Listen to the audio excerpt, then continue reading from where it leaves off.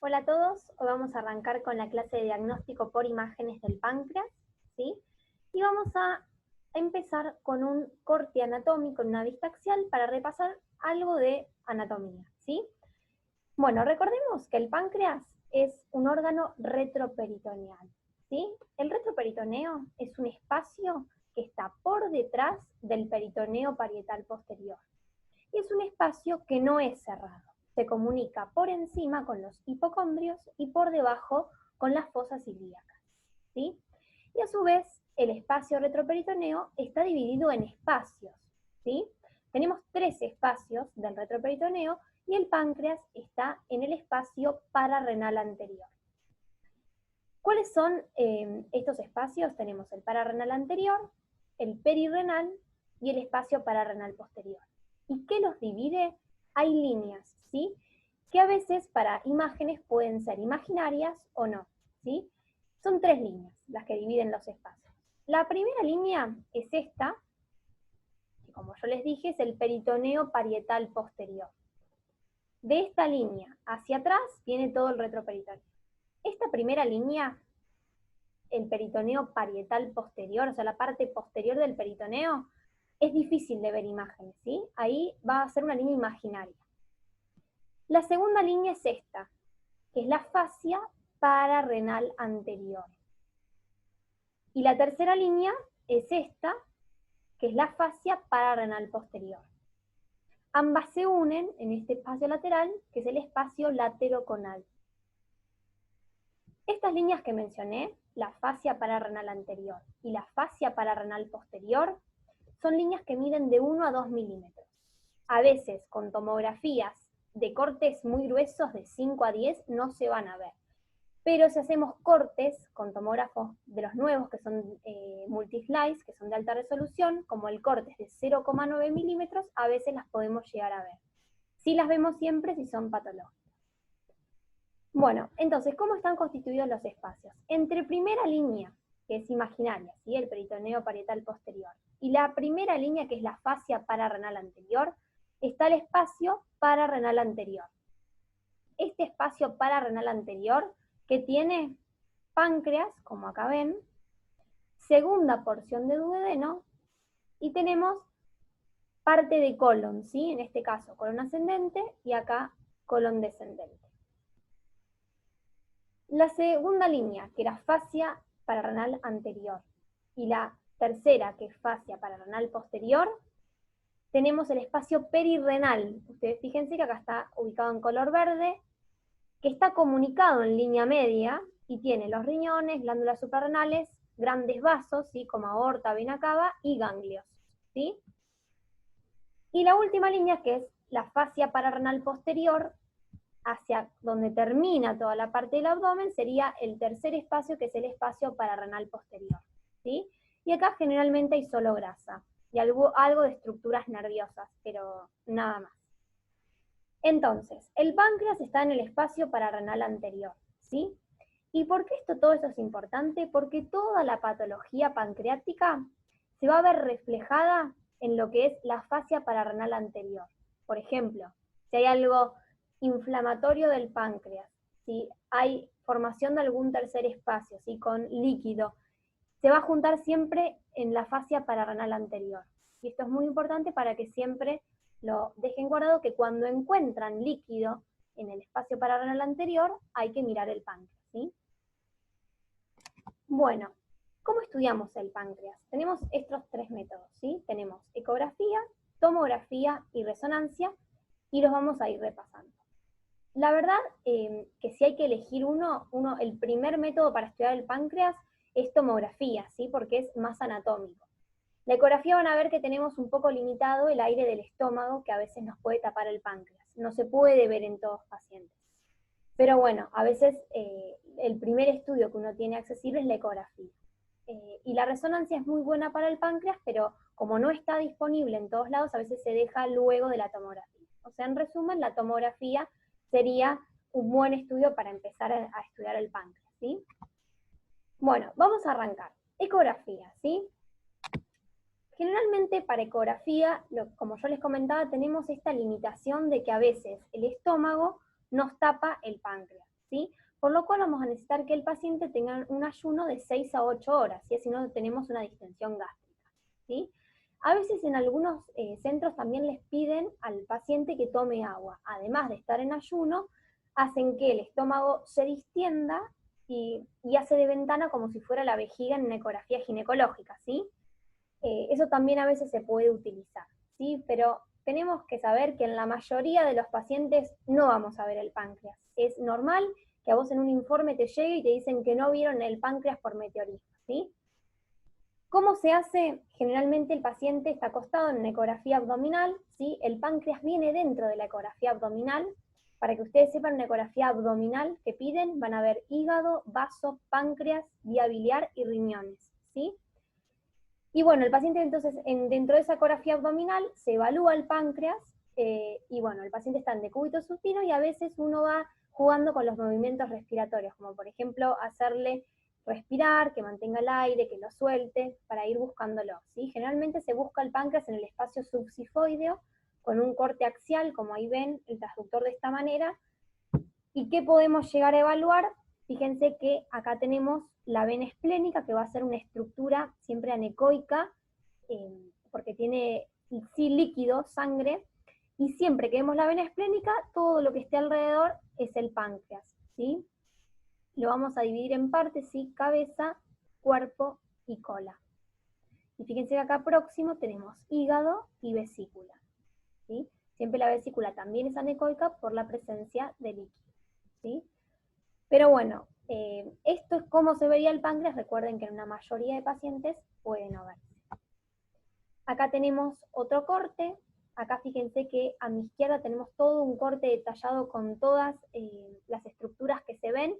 Siempre lo más fácil es buscar todo lo que es la vena esplénica y después evaluar todo lo que es el páncreas, ¿sí? Fíjense que acá tenemos la mesentérica superior, que es la segunda rama de la arteria abdominal, ¿sí? También es otra estructura vascular que va a estar cerca del páncreas.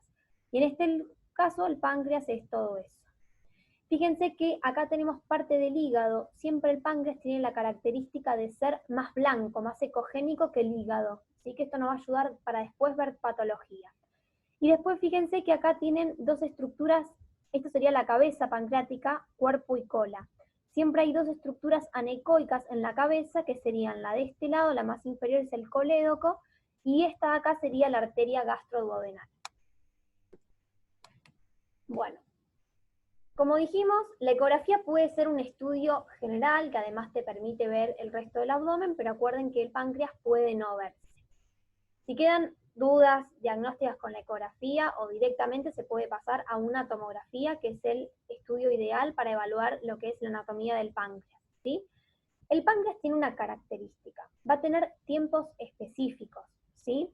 Ustedes, si se acuerdan en imágenes, que lo habíamos hablado en la clase de hígado, había tomografía trifásica que decíamos. ¿Por qué trifásica? Porque teníamos un tiempo sin contraste, ¿no? Que es un basal, y cuando uno inyecta tenemos tres tiempos. Uno arterial, ¿sí? Que es cuando se tiñen todas las arterias del cuerpo, uno portal o venoso, que es a los 60 segundos aproximadamente, que se tiñen las venas del cuerpo, y una fase tardía, que es la fase de excreción. ¿Qué pasa? El páncreas es un órgano que en el tiempo portal no capta su parénquima, ¿sí? Por lo cual va a tener otra fase parenquimatosa el páncreas, que es a los 35 segundos. Es entre el arterial, que es aproximadamente unos 15 segundos, y entre el portal, que es a partir de los 60 segundos. Fíjense entonces qué importante es detallar en la orden que ustedes necesitan evaluar el páncreas, ¿sí? Porque si ustedes piden una tomografía de abdomen y no detallan que necesitan evaluar el páncreas, no se va a hacer esta fase, ¿sí? Por eso siempre es muy bueno detallar en la orden que necesitan, una buena comunicación con el médico que va a dirigir la tomografía, ¿sí? Fíjense que entonces acá tenemos una fase temprana, ¿sí? Arterial, y acá tenemos una fase parenquimatosa, ¿sí? Fíjense cómo tiñe el páncreas, y después tenemos otra fase portal, que acá, por ejemplo, fíjense cómo tiñe el hígado, ¿ven? El parénquima del hígado tiñe en una fase portal, pero el páncreas tiñe en otra fase. Está mejor discriminada toda la parte del parénquima del páncreas en una fase más temprana, por lo cual hay que hacer estas: arterial, parenquimatosa, portal y también un tardío, ¿no? Y la fase obviamente sin contraste. Algunos centros sacan la fase arterial y otros no, porque dicen que en esta fase parenquimatosa se podrían evaluar igual las arterias. Pero bueno, esos son variaciones de centro del protocolo pancreático, pero bueno, lo más importante es hacer siempre esta fase, ¿sí? Por eso es importante que se detalle en la orden. Bueno, acá tenemos otro corte axial de tomografía, acá tienen un montón de referencias. Fíjense que es una tomografía, ¿sí? Porque fíjense cómo se ve la cortical del hueso bien hiperdensa y la grasa bien hipodensa, ¿sí? El páncreas es una estructura que cruza la línea media, ¿sí? Hay pocas cosas que cruzan la línea media, una de ellas es el páncreas, ¿sí? Y van a ver toda esta forma que tiene como si fuera como con lobulaciones, ¿sí? Siempre va a tener la vena esplénica, que es una estructura que lo recorre por atrás, que se acuerdan que también lo usábamos para lo que era ecografía, ¿sí? Lo vamos a dividir en cabeza, cuello, cuerpo y cola, las partes del páncreas, repetimos, cabeza, cuello, cuerpo y cola, ¿sí? Y bueno, alrededor tenemos la vena cava, ¿sí? Acá fíjense que tenemos la vena renal izquierda cruzando, que también está cerca. Siempre la vena renal izquierda cruza hacia la derecha para desembocar en el compás aorto-mesentérico, por lo cual acá vamos a tener la aorta y acá tenemos la arteria mesentérica superior. Después, siempre en íntimo contacto con lo que es el páncreas, vamos a tener la segunda porción del duodeno, ¿sí? Bien pegadito. Fíjense que acá el paciente había tomado contraste oral, tiene parte en el estómago, ¿sí? Primera y segunda porción del duodeno. Que eso también era importante, ¿se acuerdan que en el espacio pararrenal anterior, donde estaba el páncreas, estaba también la segunda porción del duodeno, ¿sí? Y bueno, después fíjense que la cola del páncreas estaría próximo al vaso. Bueno, vamos a empezar un poco de patología. Vamos a arrancar con lo que es el reemplazo graso. Generalmente, con la edad, el páncreas va teniendo este reemplazo graso. Puede ser normal, ¿sí? En pacientes añosos, verlo, pero también puede ser patológico, ¿sí? Se divide en si es focal o difuso, ¿sí?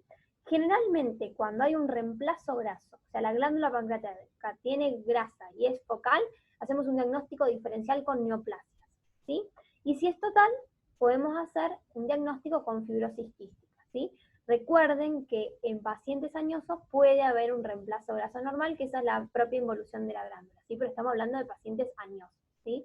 Por lo cual, si lo vemos en joven, sea focal o sea difuso, pienso en distintas patologías. ¿Cómo se diagnostica esto? O con tomografía o con resonancia. Fíjense en este caso, a veces van a ver que el páncreas no se ve en totalidad sus partes, cabeza, cuello, cuerpo y cola, y a veces vamos a ver una parte, ¿sí? Por el tipo de inclinación que tiene el páncreas. Fíjense que en esta parte, con las dos flechas, tienen marcado la cabeza pancreática con la D duodeno, y acá con la P marcan el resto del páncreas. Fíjense cómo la parte de la cabeza del páncreas está más negra, más hipodensa. Asimílenlo con la grasa, tanto intraabdominal como la subcutánea. Acá nos damos cuenta que tiene un reemplazo graso focal. ¿Con qué hay que hacer diagnóstico diferencial? Con neoplasia, ¿sí? Seguramente a lo largo de la tomografía se inyectará el contraste y se evaluará y se podrá hacer el diagnóstico diferencial. En este caso es un reemplazo total. Fíjense que directamente no se ve la glándula pancreática. ¿Y qué es toda esta grasa que está acá? Miren, esto sería, cabeza está más abajo, cuello, cuerpo y cola. Fíjense que todo el páncreas está negro. En este caso es un paciente joven y es una fibrosis quística, ¿sí? Bueno, vamos a pancreatitis. Pancreatitis es una activación enzimática que produce una autodigestión de páncreas y los tejidos circundantes, los tejidos adyacentes.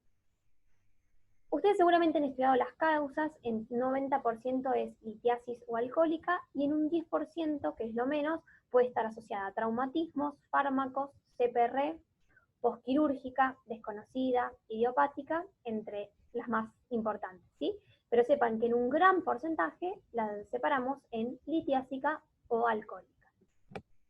Bueno, Generalmente las formas anatomopatológicas la vamos a dividir en si es edematosa o si es necrotizante, ¿sí?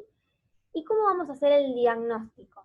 Tenemos un diagnóstico clínico, de laboratorio, y en este caso lo que vamos a ver ahora es un diagnóstico imagenológico, ¿sí? Con esta triada, clínica, laboratorio e imágenes, se establece el diagnóstico de pancreatitis, ¿sí? Y en imágenes ayudamos a ver la forma anatomopatológica, si es edematosa o necrotizante. Bueno, ¿cómo vamos a hacer el diagnóstico hablando de imágenes? La verdad que en ecografía no tiene una indicación precisa, pero la verdad, y más que nada es porque el páncreas, no, ¿se acuerdan que dijimos que no lo veíamos por imágenes, ¿sí? Por ecografía. Entonces, no va a ser para evaluar el páncreas, pero sí va a ser para evaluar la causa de la pancreatitis, como por ejemplo, ver si el paciente tiene litiasis vesicular, biliar o no biliar, ¿sí? Y además, para evaluar si tiene líquido libre, ¿sí? ¿Por qué es esto? Porque se puede llegar a formar un tercer espacio por ser un abdomen agudo inflamatorio y localizar líquido libre, ¿sí? Entonces, en los espacios donde se junta líquido libre, podemos llegar a evaluarlos con la ecografía. Entonces, la ecografía al ingreso del paciente es más que nada para evaluar la causa y ver si tiene líquido libre. Para ver si es el tipo de pancreatitis, si es una pancreatitis y eso, no lo vamos a ayudar a nadie, ¿sí? Por lo cual no es algo que se puede hacer urgente, ¿sí? Se puede esperar y es para ver más que nada la causa, ¿sí? Ahora bien, si uno necesita evaluar si es edematosa o necrótica, se hace una tomografía, pero no en el ingreso del paciente. Se tiene que esperar 72 horas del inicio de los síntomas, ¿sí? Si se hace la tomografía ni bien ingresó el paciente, no vamos a poder evaluar nada. Y es más, en algunos consensos actuales de pancreatitis hasta están hablando de que en la primera semana no se les tendría que hacer nada. Pero bueno, la verdad que eso se va actualizando. El concepto que se tienen que llevar hoy es que la tomografía no tiene que ser el ingreso, ¿sí? Se esperan mínimo 72 horas para poder evaluar la glándula pancreática, ¿sí? Así que bueno, acá vamos con lo primero, y a veces resonancia cuando se pide si el paciente llega a ser alérgico al yodo y no se puede inyectar contraste, se puede llegar a dar un poquito más de información con la resonancia y para evaluar colecciones, ¿sí? También en casos más raros, por ejemplo, si hay embarazo de segundo o tercer trimestre, se podría hacer una resonancia, ¿sí? Pero bueno, sepan que se hace tomografía 72 horas y que la eco la puedo llegar a hacer los primeros días para evaluar la causa, ¿sí? Pero no me va a dar información. Bueno, ecografía en pancreatitis. Páncreas normal en un 30, ¿sí? Aumento de tamaño en un 40-50. Puedo encontrar un páncreas hipoecoico. Yo les dije que el páncreas era más blanco, más ecogénico que el hígado. Lo puedo encontrar más oscuro, en un 40. Puedo ver contornos difuminados, como se agranda, pierdo la referencia de la vena esplénica y puedo evaluar colecciones. Estos vendría a ser porcentajes, están muy buenos, pero sepan que en la mayoría de los casos, como hay un abdomen agudo inflamatorio, va a haber meteorismo regional y la mayoría de las veces es muy probable que el páncreas no lo vea. No lo veo en pacientes que no tienen pancreatitis, imagínense en este caso que tiene un abdomen agudo inflamatorio, ¿sí? Estos son los hallazgos que se han dicho, los detectados, ¿sí? Los porcentajes de los detectados, pero bueno, sepan que puede ser que no los vea. Recuerden entonces la ecografía en pancreatitis, buscamos la causa, ¿sí? Y si hay líquido libre, ¿sí? Pero bueno, en este caso, fíjense que el páncreas está apenas más oscuro y un poco aumentado de tamaño. ¿Recuerdan la imagen que vimos hoy, que era como más fino? Fíjense que está como aumentado de tamaño. Y a veces se puede llegar a perder la referencia de la vena esplénica. Y ahora sí, para lo que sirve la ecografía, cuando ingresa el paciente, los primeros días es para evaluar líquido libre por la formación de tercer espacio, ¿sí? Y en este caso ver la causa, si es litiásica o no litiásica. Bueno, tomografía. Acá sí va a ser lo importante para detectar qué tipo de pancreatitis es y podemos ayudar, clasificar, dar un índice de severidad, ¿sí? ¿Qué hallazgo vamos a tener? vamos a ver un agrandamiento de la glándula y cambios inflamatorios, tanto en la glándula como alrededor, ¿sí? Y también puede haber la presencia de colecciones. Vamos a encontrar también líquido libre y esto va a ser importante el tiempo pancreático. ¿Se acuerdan a los 35 segundos que yo veía la captación del parénquima pancreático? Si a los 35 segundos la glándula capta perfecto el parénquima, está bien homogéneo, va a ser una edematosa. Pero si presenta áreas que no captan, va a ser una necrótica, ¿sí? Entonces, ¿qué tiene la pancreatitis? Un aumento de la glándula, puede haber colecciones alrededor del páncreas. Si capta en parenquimatoso, es edematosa. Si hay áreas que no captan, es necrótica, ¿sí? También, ¿qué puedo llegar a ver? Que esto habla de gravedad, áreas de sangrado, vieron que puede haber pancreatitis necrótico-hemorrágica, y aire, ¿sí? Que ya indica una pancreatitis enfisematosa. Estas dos, de sangre y aire, nos están hablando algo de más gravedad, ¿sí? Y también puede haber hallazgos asociados como pseudoneurismas, trombosis de vena esplénica, mesentérica o porta. Por esto que dice acá de pseudoneurisma, que es una complicación vascular, es por eso que algunos centros, vieron que hoy les comentaba que no sacan el tiempo arterial, porque es para evaluar mejor las arterias y más en estos casos. Y además, bueno, en causas tumorales. Pero bueno, por eso sepan que a veces el protocolo depende de cada lugar. Bueno, ¿qué se puede utilizar en tomografía? Criterios Baltasar, ¿sí? Esto lo van a ver, es un cuadro generalmente. Fíjense que acá tienen un montón de categorías que hablan de un grado tomográfico en esta parte, que cada grado tomográfico tiene un puntaje, más que nada para ver cómo está el páncreas y cómo está lo que está alrededor del páncreas, lo peripancreático, y cuántas colecciones hay alrededor, ¿sí? Entonces esto va a tener un puntaje, y además también lo que agrega un porcentaje es el grado de necrosis, si es menos de 30, de 30 a 50 o más de 50. Pues van a ver que todo esto va dando, ¿sí?, un índice de severidad y mortalidad también. Bueno, vamos a imágenes. Fíjense, en este caso tenemos un corte axial de tomografía. Fíjense, si prestan atención, la glándula está discretamente aumentada de tamaño y pierde un poco de lo que son estas lobulaciones, ¿sí? Y si se dan cuenta, tiene apenas alteración de los planos grasos peripancreáticos, ¿sí? Y fíjense que estamos en un tiempo, ¿sí?, donde capta toda la glándula, por lo cual es una pancreatitis edematosa, ¿sí? En cambio, fíjense, este es otro paciente. En esta imagen superior y a la izquierda tenemos la fase sin contraste, y en esta tenemos una fase parenquimatosa, y ustedes ven cómo se aprecia una parte que no capta contraste, que sería topografía de la cabeza y parte del cuerpo, ¿sí? Además, fíjense que tiene este paciente colecciones peripancreáticas, ¿ven? Hay líquido. Y esto que yo les había notado, fíjense cómo se nota la fascia pararrenal anterior, ¿ven? Cómo se marca. Siempre que vemos esto, que se marca demasiado la fascia pararrenal anterior, tenemos que buscar a ver cómo está el páncreas, ¿sí? En este caso siempre las pancreatitis juntan líquido acá, que era por toda la explicación que vimos al principio, ¿sí? Bueno, complicaciones de pancreatitis. ¿Cómo las podemos dividir? Si son agudas o crónicas, que eso depende de más o menos de 4 semanas, y si son de una pancreatitis edematosa o si son de una pancreatitis necrótica. En este caso vamos a ver primero las edematosas, ¿sí? Si es de una pancreatitis edematosa menos de 4 semanas, se llama colección líquida peripancreática aguda, ¿sí?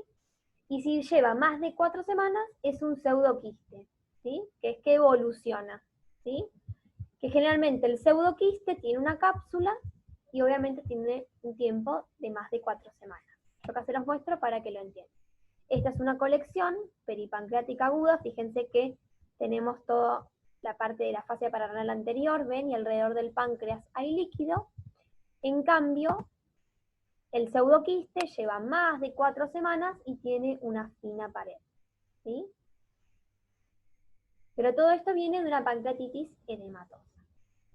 Ahora, si tenemos una pancreatitis necrótica, el páncreas sin captar, si hay colecciones peripancreáticas, se llaman colecciones necróticas agudas, ¿sí?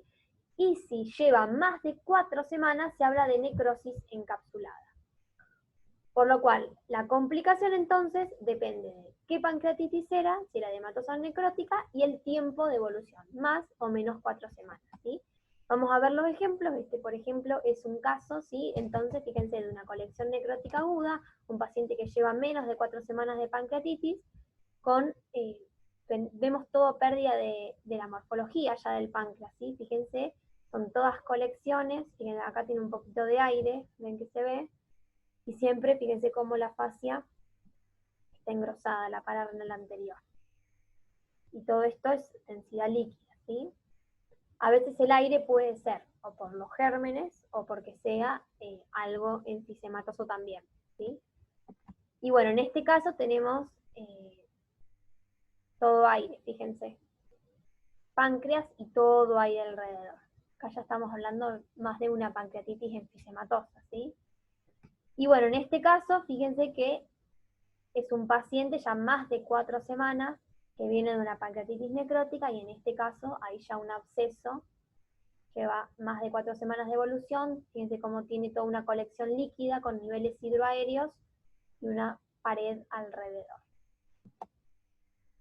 Bueno, hablamos un poco de los hallazgos asociados de la pancreatitis. Recuerden que puede tener derrame pleural y a veces hiperplasia de las glándulas suprarrenales, ¿sí?